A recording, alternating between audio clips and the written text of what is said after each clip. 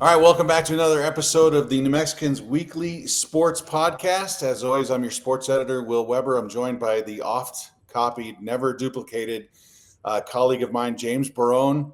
James has been around longer than dirt and won more awards than anybody. So, James, welcome aboard. Of course, we got a couple of guests lined up for today's podcast, which is kind of cool. After last week, we were stiffed by our friend of the program, Eric Olin, who will make a weekly appearance from now on, but he's apparently too busy for us. But hey, not to be outdone, we do have a couple of people lined up. So James, why don't you tell us what we have?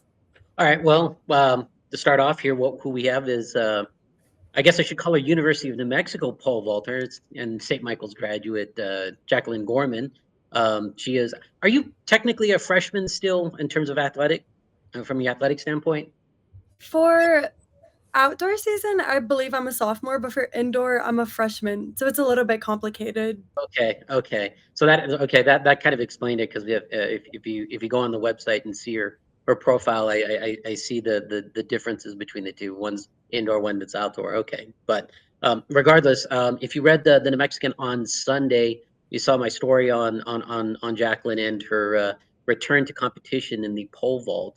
And you saw, obviously, this past weekend she was at the Don Kirby Tailwind Twilight event, and she cleared her outdoor best, 12 feet 6 1/4 inches. Is that right? 6 1/4? Because I think your dad was also arguing that it was closer to 6 1/3.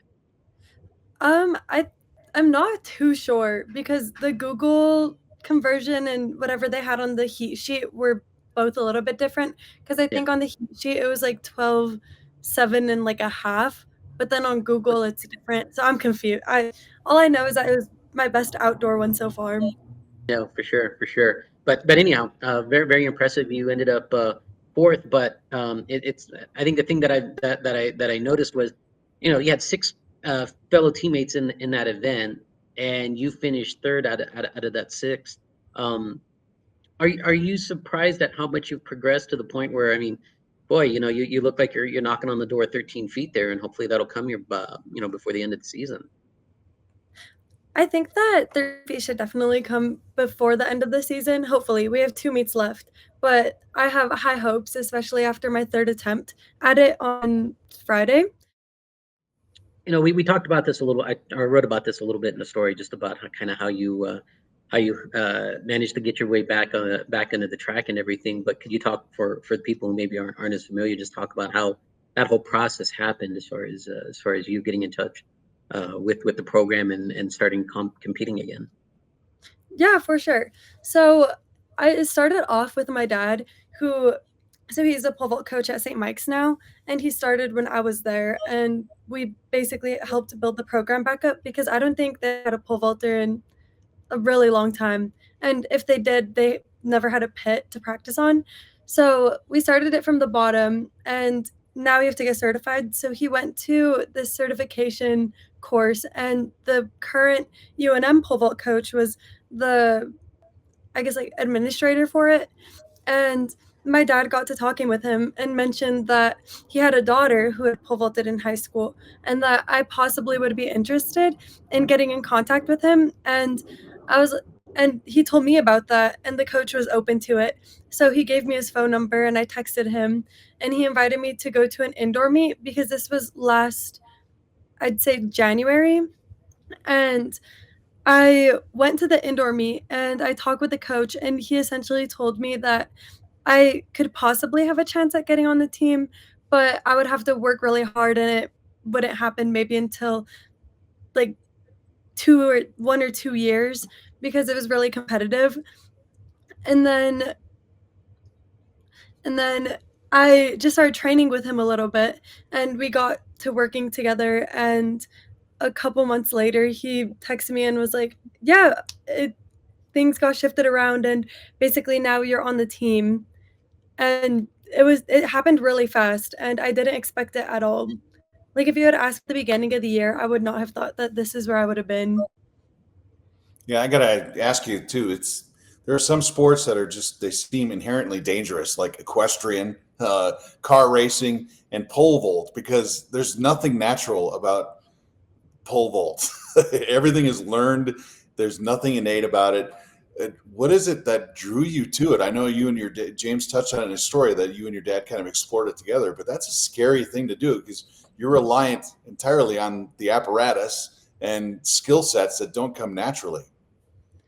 Yeah, I think that, as my coach puts it, everybody who does pole vault has to be a little bit crazy, and you have to be fearless to be able to launch yourself into the air, not knowing exactly where you're gonna land, which I mean, hopefully is on the pit and is 99% of the time, but that 1% that you land on the runway, or my brother landed in the rocks in Las Vegas like last weekend, it's not fun, but you just have to get up and keep going. So you never had a slingshot effect where you wound off because you see YouTube videos, you see reels on Instagram about pole vaulters who just shoot off in a different direction. You never had Oh, anything that bad? I have landed on the runway before, and I have gone up and directly back into the box, which that is probably the scariest spot to land. Um, I've gone off the back of the pit, so I went further than the pit before, but I can't think of anything, like, none of it was too injuring, so I'm lucky in the sense that I didn't get really hurt, but there's definitely some scary ways that you could fall. Yeah, I got to tell you, there's this thing called the New Mexican Jinx, the New Mex Jinx. Every time James and I do a story about somebody or something terrible usually happens, like a team falls apart or something. So knock on wood, nothing happens to you in Tucson this weekend. I hope not. If there ever does, then it's all James Barone's fault. Yeah, it is my fault. I'm usually front and center for all of that. One thing I did want to ask you about, just kind of following up on what Will said, when you're up in the air like that and it's not going the way you anticipated, is there a sense of disorientation when you're up there that high and things start to kind of go sideways? Usually when I'm up in I could typically tell after takeoff if I'm going in the right direction because I'll feel like an unfamiliar sense of direction. So it's typically not a surprise when I'm going astray, but when I go, I'd say I'm just in the air like, oh shoot, like this isn't good. Like I know I'm not. This is gonna hurt. Does that gymnastics training then become crucial in terms of just learning how to fall a little bit? I think so, definitely. Because in gymnastics, I've definitely had some pretty nasty falls. Like you'll land on your head and then your coaches just want you to do it again. And that's something that's made pole vault a lot easier. The life of a college athlete is, I think a lot of people don't realize, it's kind of like a job. It's not just showing up to practice, but it's like a day-long training session where you really test your physical limits, and you're also pre-med too. So it's not like you're taking some easy classes like you maybe have done in the past, but it's a grind. How exhausted are you at the end of some of these days where you're practicing, you're out in the sun all day, you're going to class, you're taking some pretty intense stuff? Sometimes I'm like so tired I don't even want to shower, but you have to. It's just like stuff you just have to do. But I do get really tired. How do you keep yourself going? I mean, is that maybe where what gets you going? I guess maybe the better question. What keeps you going? I'd say I like coffee. Um, I don't know. The thought of how much further I can go and just that inner drive, it's like a burn in your stomach that you just have to like keep going. Because if you don't, then it's like, what's the point of it all? For sure. Is there an eye-opening moment you've ever had since, like, it's one thing to compete in high school, but when you get to that college level, especially Division I level like UNM, you're surrounded by athletes who are just on literally a completely different level than anything you've been exposed to. Is it a humbling experience? Is it an eye-opening experience for you to go from high school to that? Yes, I have to say, so the first time that I came, so like that very first time I met Coach Gabe, it was I don't remember which indoor meet, but it was an indoor meet I went to last year. And the second I walked into like the facility, our indoor track, it was like a whole new feeling. Like I had never been around so many athletic and talented people in my life. Something that I could potentially be a part of. So in that moment, I was just like, I was so shocked just that energy was so strong, and it like almost made me tear up. And I'm like, well, this is insane. How much fear was there involved in that too? In that moment, it was not so much fear because I hadn't really, like, that was the very first time I had even been in the area. But I guess the only time I felt a little fearful is when the NCAA rules have, if you guys have heard about that, how they might be changing, which I don't think it's been signed by the Senators yet. But with that, the coach had been talking about how there could be like potentially some cuts. And I mean, it's a high level, so it makes sense that they want the best of the best, especially if you're going to be paying these people to compete. Like, you want to be at the top. So at the beginning of the season, coming in with a super low mark, I was like, oh shoot, yeah, I need to get it together. But I knew that I could jump higher, so it, like, each time I got a PR, it was just more so a relief than anything. And now I don't really feel that relief. I just feel the excitement to keep going because I feel like I've made a decent enough mark where I don't think I'd be like cut or anything. But I I just am excited to keep going and see what else I can do. Do you think kind of the relationship that you have with Coach Gabe kind of helps? I mean, he talked about how he was just like you, that, you know, he was a walk-on. It came in later, I think, in his career at UNM than what you did. But, you know, eventually he had a lot of success there. And for him to take a chance on you like that, I think, does it develop kind of a common bond there between the two of you, knowing that you guys are walking down similar paths? Yes, I think so, definitely. Or even if we haven't really talked about it, but it's something that in the very beginning I knew that he was taking a chance on me. And because it seemed like, I don't know if he had to convince the coach to give me a shot to be on the team or how it worked out, but he saw a lot of potential in me. And a big part of me wanting to do well in the beginning was to not let him down and to just be able to show that he made a good decision by taking a chance on me. And I still feel that way, obviously, like wanting to do better, but I just want to like do him justice with him choosing me. I know the season kind of ends next week for you. And, well, obviously, and then there's a conference championships right after that. But what does your summer look like? What do you intend on doing? And you know, how do you plan on building upon what you've done? So when I'm in Silver City for practicum with BAMD, so a big part of it is shadowing and volunteering, so I won't have too much downtime. But I'm planning on emailing the Eastern New Mexico. I'm pretty sure it's Eastern, who's in Silver City. Yes, Eastern New Mexico. What Western. in Silver City? Yeah, Eastern Dallas. I should know Okay, that. My kid goes to school there. Western. Yes, whichever school. I'm pretty sure it's Yeah. Western then. To email them if I could use their truck while I'm over there to continue training. Great, man. That's awesome. That's awesome, Jacqueline. And I think that's all the time that we have here, especially since we have a second guest coming up here rather shortly and everything. But Jacqueline, thanks a lot for the time. Thanks a lot for letting me hang out on Friday and writing your story and everything. It was pretty awesome. And hope nothing but continued success for you here for the last couple of weeks of the season and obviously beyond. Yeah, good luck. Yes, of course. Thank you so much. I just hope that this could potentially inspire more kids in northern New Mexico who think their athletic career could be over, and it doesn't have to be. Maybe even your own family. Yeah, maybe. If my Yeah. brothers are into it, then maybe they'll take a chance on it too. Mm-hmm. For sure. Well, good job. Thank you so much. Have a good rest of the podcast. Thanks. Thank you. Appreciate it.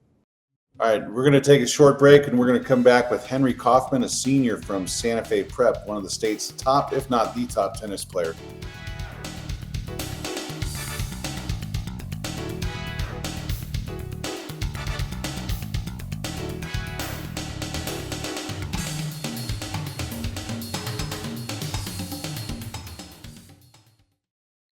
All right, we're back. And look, it's an honor to have our first high school student athlete in our weekly podcast.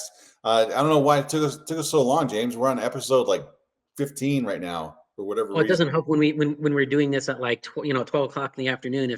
If we got any of those athletes, the first question they'd have to ask is, "What were you doing at 12 o'clock in the afternoon?" That's true. So we took the low hanging fruit. We picked our intern that we had this last semester.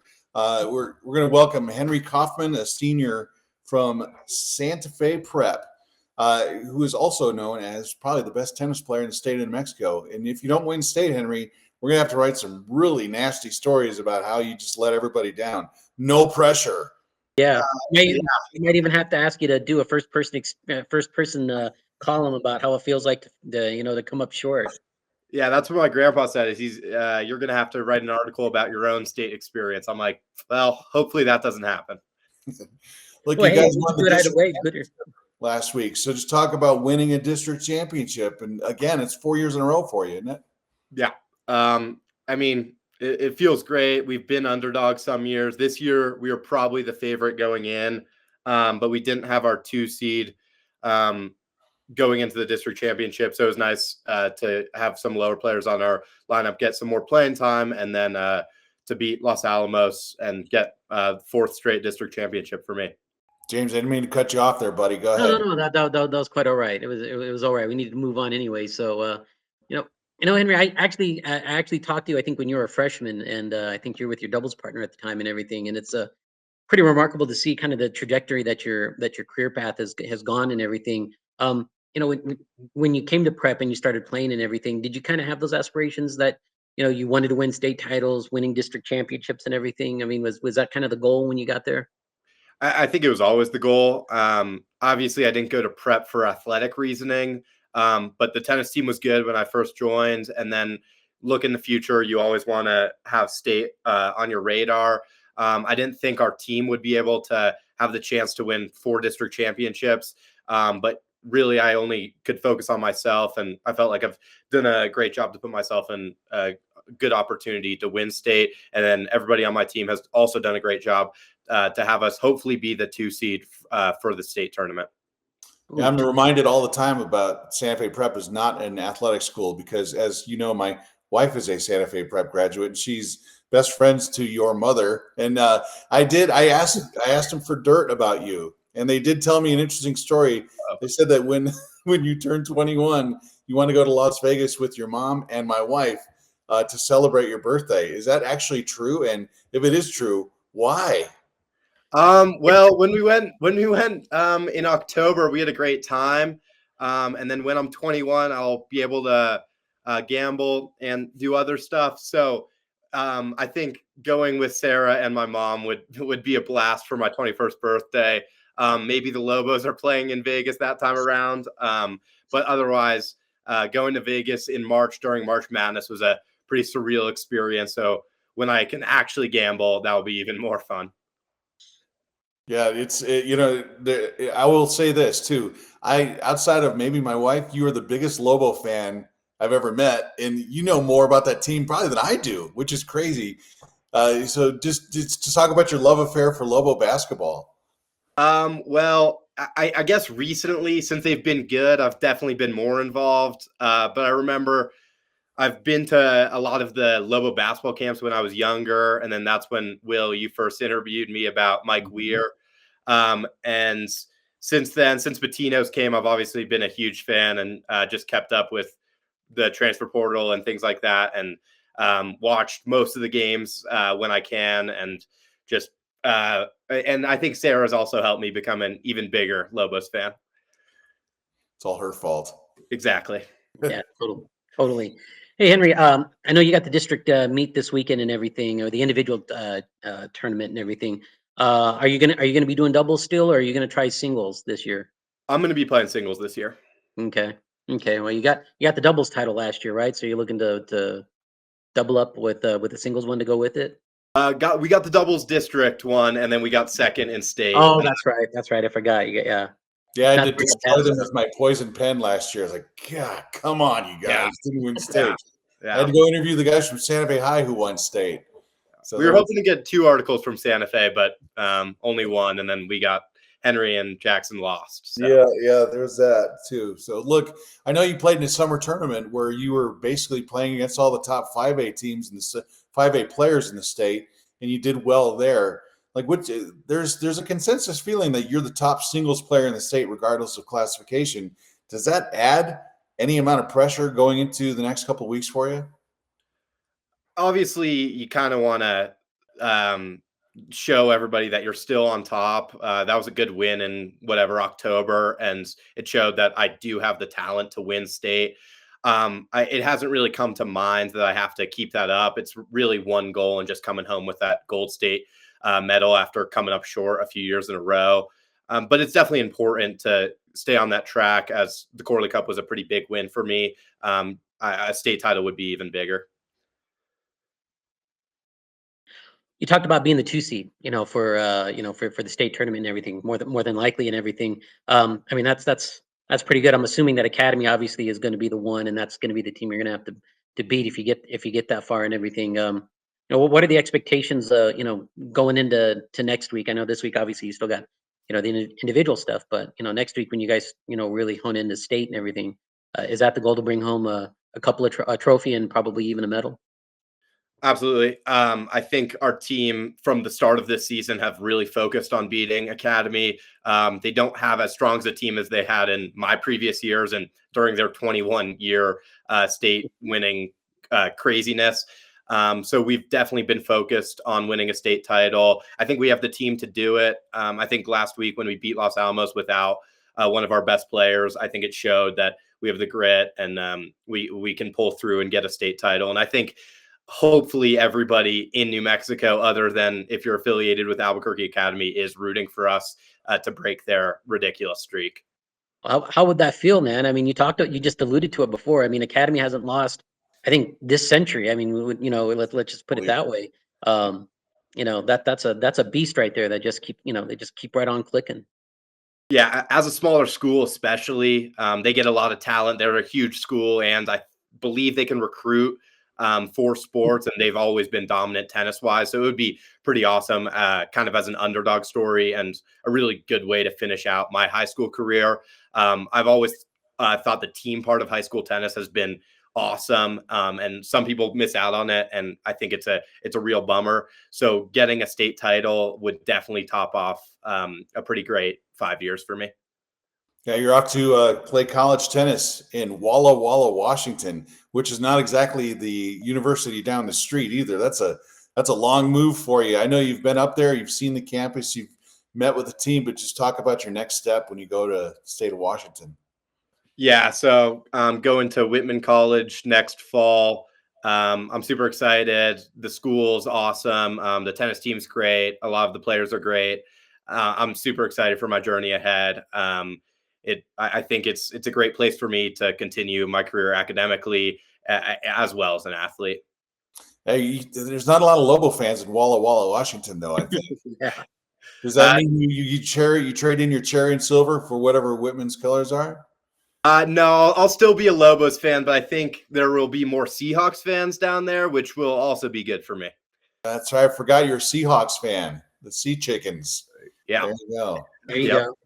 Hey, how far is Walla Walla from Seattle?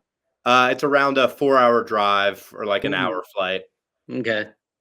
Yeah, you're out in the boondocks, man. That's a long ways away from home. Very, very long ways away from Santa Fe for sure. So what does post-graduation look like? When do you get up there? Do you spend the summer around here? What do you do? So I'm spending the summer around here. And then because the tennis season's mainly in the spring, I don't have to go up early for any training camp or any of that. I kind of just head up there whenever the student orientation is. And then we start practicing and then get into the full season in spring.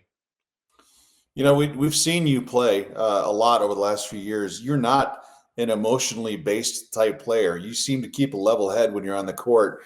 But what is your greatest attribute when you're out there playing? Is it the fact that you can stay calm, or do you internalize stuff? How do you handle yourself out there? I kind of treat tennis as a math problem. I think there's always a way to win. It's very geometrically pleasing. And if I'm losing a match, I know that there's a weakness that the opponent has that I can try to pick on. So I'm always thinking in my head. And I think keeping my composure has helped me be able to figure out the answer to that big math problem. And overall, I think that's been my biggest strength. I've never heard that answer before for a tennis player. It's pretty cool. Yeah. That's rather mature, man. That's something we wouldn't necessarily expect from most kids. I mean, you see a lot of tennis rackets hitting the ground and being thrown at chairs and everything. So seeing somebody that's composed is it's a little unique, especially at that young of an age. Yeah, I mean, my mom told me early on if she ever saw me throw a racket or lose my temper to an extreme point, she would take me off the court. So I decided that I'm going to go to the more composed path and stick on with that. And she would do that too. She would She absolutely would. I know you're such a big Lobo fan and everything. Did you ever play basketball at prep? I played my 7th grade year, and then I stopped playing, which ended up being a pretty good blessing because I got to stick with tennis and then end up playing college tennis. And you think you could have played for V Hill?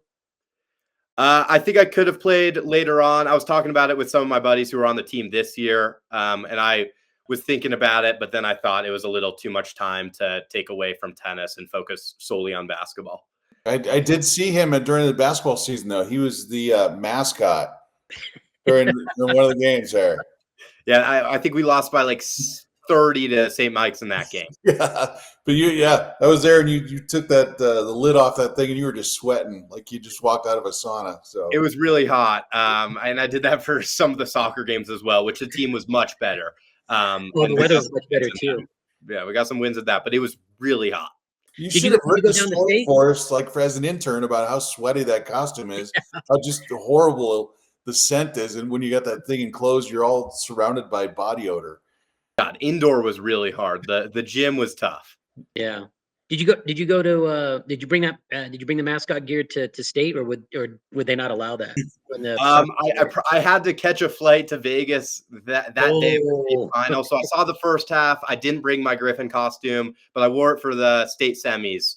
Okay. So I think I had a little bit to do with that team. Okay, I didn't realize that was you there. I just know that you guys are making a lot of noise, and for good reason. You guys were stomping Bosque by that point. Yeah.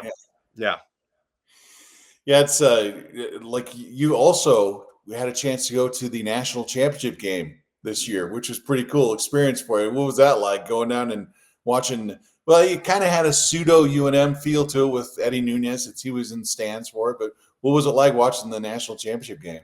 I don't think I'll experience that ever again. It was crazy. The stadium that they play the Final Four in is way too big. But it was awesome. I'm also a Florida fan, and not as a bandwagon either. So it was cool to see one of my favorite teams win a national championship, and for me to be there, it was an awesome experience. And you couldn't have picked a better game, man. You talk about one that was down to the wire to the last second. I mean, a great game. I was thinking during the last 2 minutes, like, even if Florida don't win this, it's still going to be a pretty surreal experience to come home and talk about. And then at the final buzzer, Florida was up. So that was pretty cool. That's really cool. Yeah.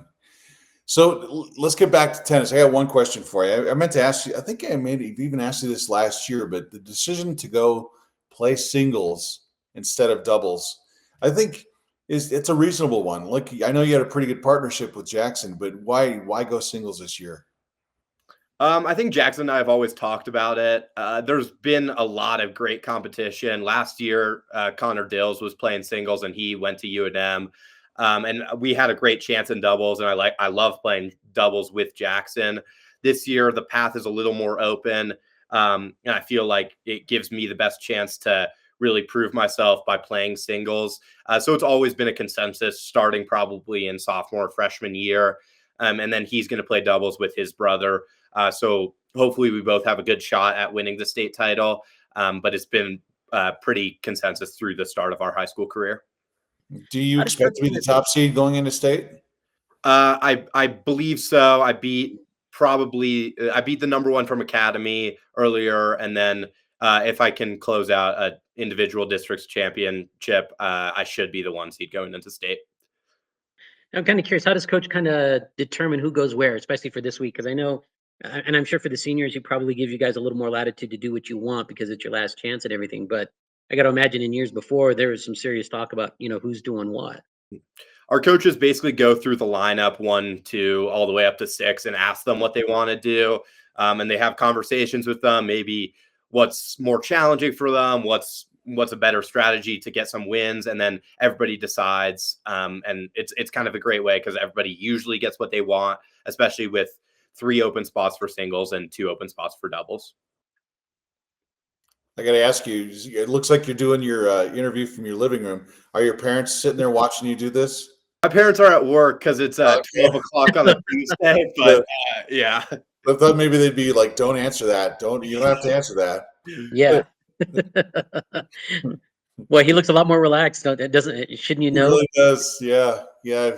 I get a little stage fright too if I have people standing around watching me. But, like I'll give it up for you. For those of you who read the New Mexican regularly, they saw Henry's byline in there. He did a story for us about the Lobo basketball team. And I've been in that press conference area where people kind of get stage fright. They lock up a little bit when they have to ask a question. And you had a chance to ask Donovan Dent and Rich Pacino questions after one of their games, and you were like a professional. You handled it perfectly. Be honest, were you nervous at that point a little bit talking to these guys? My hands were absolutely shaking. I was red-faced for sure. My hands were shaking. I mean, it's more like the pressure from the amount of people in there and like, how am I going to deliver this question? It was definitely one of the most nervous moments I've experienced. Yeah. But it was definitely cool, and watching a lot of people go before me kind of got me in a rhythm. Yeah, you after a while you just realize they're just regular people, but they happen to be in front of a camera a lot. So you do tend to see that. But yeah, it's a cool experience. I was actually proud of you when I left there. I went and told my wife, I was like, he knocked it out of the park with that question. You did a really good job. So it was good. Thanks, Bill. Yeah. Yeah, you did a really good job with that. I even had to do some convincing of people that are like, no, it's a good story, And I told people that, and people looked at me like I was like, like I was out in left field, and I'm like, I've only been doing this for 20 years. I think I know good writing when I see it. Yeah. Yeah. There's times where we read some stuff from our interns, and it takes a lot. Professionals that have really right. That Santa Fe prep education you got going on there. So it's not for athletics, I got to learn something.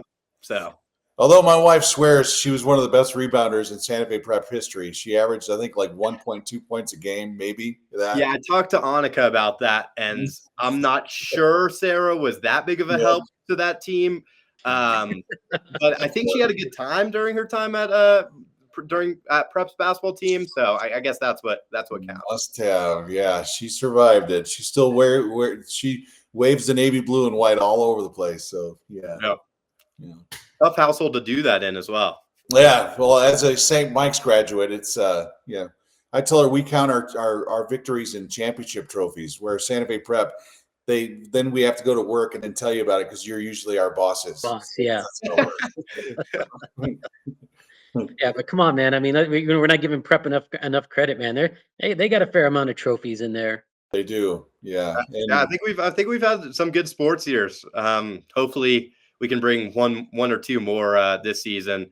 But yeah, I mean, the soccer team had a great year. Swimming's usually had some good teams, and then as much as we tend not to get recognition even from our own school, both the girls and the boys tennis team have done pretty good jobs. No, they have, and I mean, girls track should be pretty good again, as they usually are this year. So this could be a good year for you guys for Prep. And then if you go into the gym at Santa Fe Prep, they still haven't recognized last year's team for tennis. They haven't put it up on the banner. But some of these other sports, they've already got their number up there from last fall. It's like, come on. Yeah, I think we got it up. We got it up recently following Todd Kurth leaving. So it was nice to see it up, but maybe we can get our 2025 district championship up a little bit sooner. Yeah, maybe. Are you saying this happened after everybody was done using that gym? Yeah, it happens after everybody goes to the basketball game. So nobody's really seen it. Nobody has seen it. Nobody has seen it. Oh gosh, that's terrible. Yeah. Well, they should hold a ceremony for you guys if you win state this year. They should do that, but just before the end of this school year for you guys. Right. I agree. It would be a pretty big win. I think people understand how big it is to win 21 years in a row, but to break a streak, I think is just as impressive. Well, Henry, it's always good having you on, man. I know James is going to come bug you guys during the district tournament this week, so there's that. And we look forward to seeing you at state. State tennis is the worst thing for me about state tennis is the parking situation at Jerry Klein and Academy. But you know what? It's a small consolation prize for me. So Oh, Looking there's that, and then there's the last match of the night, which usually goes on till about 10 o'clock at night. And Joe Butler standing under the tent, just miserable because he has to sit there dealing with all that And the stuff. weather hasn't been great the last couple of years for that, man. No. It seems like that first day has been horrible. Just Yeah, it brutal. tends to be, and then all the singles are in the nighttime at Jerry Klein, and the ride from Academy to Jerry Klein is not a close one. So if you're playing at Academy and then have to go all the way to Jerry Klein, it's not easy. Yeah. Oh God! And then if it's during rush hour, oh my God, forget it. You just might as well give up and just walk it. Right. Yeah. That's all right. At Santa Fe Prep, they just take the school helicopter and they just land. Yeah. That's the way it works. Yeah, exactly. Yeah. I told Todd Kurth many years ago that they needed to just get an international airport there at Prep, just so that way they could fly in whatever potential recruits they were going to bring in. Yeah. Either airport or tennis courts would also be nice. So Little bubble. Very true. Whatever. All right, Henry. Thanks for coming on. And Thanks, look, it's always a pleasure talking to you. You're a pretty bright kid, and I know you got a couple of fans right here in the New Mexican newsroom. So, oh yeah, for sure, man. And really, I on a side note, I'm gonna have to start saving up for your 21st birthday because I know that's going to be a huge expense for the Weber household. We're gonna make money, Will. We're gonna make money. Okay, that's what she says every time, and then she comes home, and we have to go on a moratorium at the grocery store, so we have to shut it down for a while. So looking forward to that. Yeah, we have to go with the store brand instead of the name brand products. Just not eat for a couple of days, just until we get our next paycheck. So all right. Well, thank you guys. I'll see you. I'll see you both later. Hopefully, I'll have good luck this week. By that point. Yeah. Thanks, Hannah. I appreciate it. Good luck this week. Well, looking forward to it's going to be a busy week for the two of us. I know we have baseball and softball tonight. We're recording this on a Tuesday. I'm going to Las Vegas tonight for some baseball. You're going to be watching some softball. Yeah. Look, we got tennis this weekend. We got some more stuff. The seedings for state tournament stuff come out for the spring for baseball this week. So it's going to be an interesting next couple of weeks for us. I know it's weird to say, but man, in just 2 days, it's going to be May. Yeah, it's crazy. And we've got we'll have basically 2.5, 3 weeks left in the season. Yeah, and then that's it. And then we look forward to it every year. And then we get down to the last when high school's end. Then we got nothing to do for a couple months except Fuego games. So. I know, and keep that Fern handy, man. We're gonna have to start talking to it just to keep our viewers interested, mildly interested, I should say. Yeah, we're gonna have to get creative as we go, but yeah. Well, look, I think we kept this one under an hour. We did, man. We actually did a good job. 15, 20 minutes. The only downside is that our show killer had to abandon us in the middle of this, so we're gonna have to close it out on our own. Yeah, we could have done without our producer here. We could have just done anything we wanted to. Yeah, pretty much. We could have talked to Henry for like another 20 minutes. Yeah, we're just running out of things to talk about. Like, what are you going to do in Las Vegas, Henry? So, yeah, man, you could have asked about what casinos he was going to hit when he hits 21. Right. All I will say this too is I'm glad that during the length of the podcast that my cat, who is about 2 feet this way, wasn't making too much noise. I don't know if you could hear the meowing and the crying, but that cat wanted to take that cat and punt it over the wall. Yeah, didn't hear a thing, man. So obviously you were talking loud enough over him. Yeah, I'm gonna have to go downstairs and set him on fire now. So we'll see. Oh, that's a nice view. So that's your second floor there? Yeah, it is. It is the second floor. This is my office area here, next to my buddy Joe Theismann behind me. Which, by the way, thank goodness the Command Skins are moving back into DC, where they belong. We're going back to hallowed ground. So. Looking forward. That's the big news in the Weber house this week is that the Washington Command Skins are moving back to the District of Columbia. I put them on the front page for us just in honor of you. I noticed that last night. I was sitting home. I usually take Mondays off, and I checked our website, and it was like middle of the dinner time, rush at like around 7 o'clock. It was the first story on our sports page, which I thought was so cool. You never get the press, Well, there you go, man. I knew that would give you a nice little pick me up going into the week. Well, especially since the Angels are struggling. The Angels have only won 1 game since our last podcast, so they're stuck on 12. They got a long ways to go, but you know what? Hey, at least we have high school sports to keep me occupied for the next 4 weeks or so, and then it's yeah. There you go. And then after that, man, it's like man, we're going to be struggling for content. It's just Fuego features left and right. There you go, man. We can sit here and have our own home run derby just over that big monster that they're going to have there. Yeah, the turquoise monster out and right, which if I can convince Yvonne Encinius, the general manager, to come on with us, I don't think she's a very big fan of us lately. We can get Yvonne to come in here and talk about the turquoise monster they're installing at Fort Marcy Park out in right field. That'll be fun to watch. We should get some sponsorship on that wall, just so that way we could give all the Fuego hitters something to hit at. Yeah, just put the SFNM at Twitter or X account address. There you go. Do that, or with our podcast address. Yeah, and everybody can just take shots at us and dent the crap out of that thing. Yeah, I like our podcast went on so long that Matt, our producer, is already back after. Yeah. It's like he could have walked out for like an hour and we still would have been talking. We wouldn't have even known what time it was. Yeah. Well, I think that'll put a bow on this show. We got through another week, so looking forward to next week. We'll line up another guest or two for you. If you have any suggestions, you can always email James, because I don't ever check my email. So email James. That's my suggestion. And then we'll go from there. Yeah, absolutely. I'm looking forward to this weekend. Should be nice. Like you said, we'll catch up with Henry, and then obviously we'll have state baseball and then it's just go time from here on out, because we get small school track and the state tennis tournament next week, and that's going to make things a little difficult for the podcast, because we're going to have to get that done early on Tuesday, and hopefully nothing interferes with that. Yeah, well, we might have to do a road trip and do it on location in some of these places. Because state golf is always on a Monday and a Tuesday too. So. Yeah, but it's the following week, so we don't have to worry about them just yet. Yeah, and state golf is up in the Four Corners area this year. So God, one of them. Yeah, neither one of us are going to make that. That's going to be brutal. Yeah. We'll do that from the comfortable confines of our homes. And I have never in my life been to the Four Corners area where the weather was good for an outdoor activity, whether it's football or golf or anything. So baseball, I've been up there for when it's just freezing, windy. So whatever the conditions are going to be for golf, I guarantee you it's going to be miserable in 2 weeks. So I actually had a halfway decent experience when Highlands Baseball hosted their regional up there, and the weather was actually pretty nice. This was about maybe a decade ago. Mm-hmm. The last time I think Highlands has actually done anything in baseball, but they had to go to, they had to use Ricketts because they couldn't use their stadium since they didn't have lights. So they had to go there instead, and 4 days of pretty intense baseball.